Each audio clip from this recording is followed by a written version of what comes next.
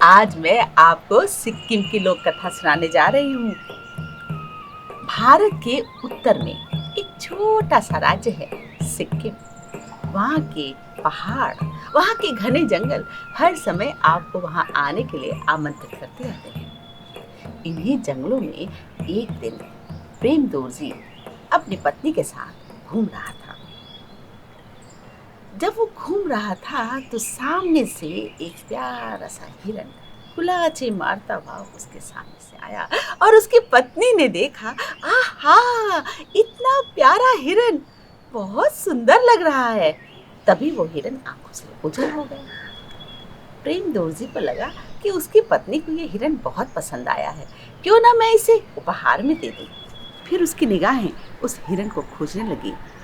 तभी वो हिरन फिर से दिखाई दिया और इस बार उसने अपना तीर निकाला, निशाना साधा और तीर चला दिया। तीर जाकर हिरन को लगा और देखते ही देखते हिरन मर गया। प्रेम दोर्जी ने हिरन को उठाया और अपनी पत्नी को देने चल पड़ा। जब उसकी पत्नी ने मरे हुए हिरन को देखा, वो चीत्कार कर उठी, अरे, ये तुमने क्या किया? नहीं नहीं, मुझे ये हिरन मरा हुआ नहीं चाहिए, इसे जिंदा करो, इसे जीवित करो। नहीं नहीं, ये नहीं हो सकता। अब प्रेम दोर्जी सोचने लगी, जो चीज खत्म हो गई उसे मैं जीवित कैसे कर सकता हूँ। वो सोचने लगा, वो बड़ा परेशान था। तभी उसे समझ आया। उसने इस हिरन की खाल को धूप में रख दिया, उसे सुखा दिया। उसके बाद उसने एक 4 फीट का बहुत बड़ा लकड़ी का टुकड़ा लिया।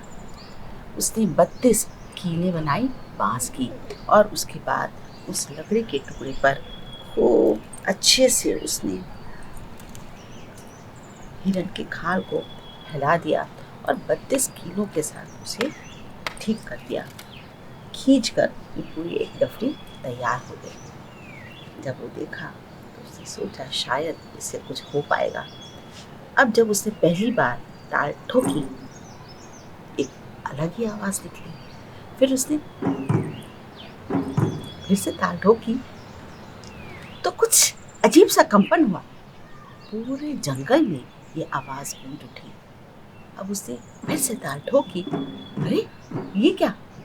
पूरा जंगल जैसे गुंजायमान हो उठा और वहां से पशु पक्षी सब बाहर निकलकर नृत्य करने लगे।